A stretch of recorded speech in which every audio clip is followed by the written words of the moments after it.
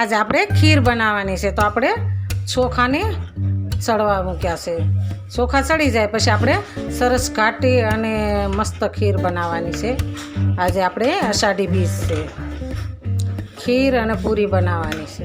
તો આપણે થોડી વાર ઢાંકી દઈશું. પૂરી બનાવવા માટે આપણે લોટ લીધો છે, એમાં મીઠું નાખ્યું છે. હવે આપણે એક પાવડું તેલ એડ કરીશું. આપણે 1 ચમચી મરચું એડ કરીશું. અડધામાંથી અડધી ચમચી હિંગ નાખીશું.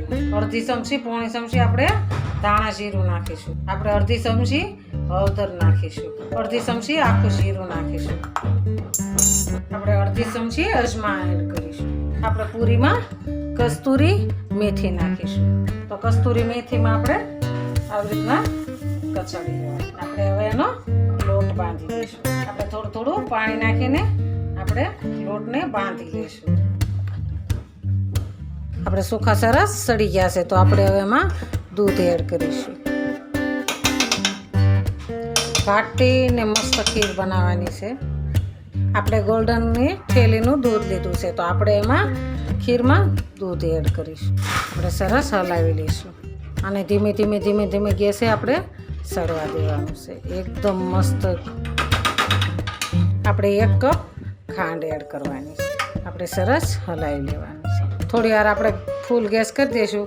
ઉકળી જાય ને પછી એને ધીમે ધીમે ગેસે ઉકળવા દેવાની. આપણે લોટ સરસ બંધાઈ ગયો છે, એકદમ મસ્ત થઈ ગયો છે. તો આપણે એના ગોળણા કરી દઈશું. આપણે પૂરી બનાવવાની છે, એના ગોળણા કરી. આપણે ગોળણા સરસ તૈયાર થઈ ગયા છે, તો આપણે એની પૂરી વણીશું. આપણે પૂરીને સરસ વણી લઈશું. આપણે ખીર સરસ એકદમ મસ્ત ઘાટી થઈ ગઈ છે, તો આપણે એમાં એલચીનો પાવડર એડ કરીશું. આપણે 5 થી 6 એલચી લીધી છે, તો એને એડ કરીશું. આપણે સરસ હલાવી લઈશું. એકદમ મસ્ત થઈ ગઈ છે. આપણે બદામ એડ કરીશું. આપણે પિસ્તા એડ કરીશું. આપણે સરસ હલાવી લઈશું.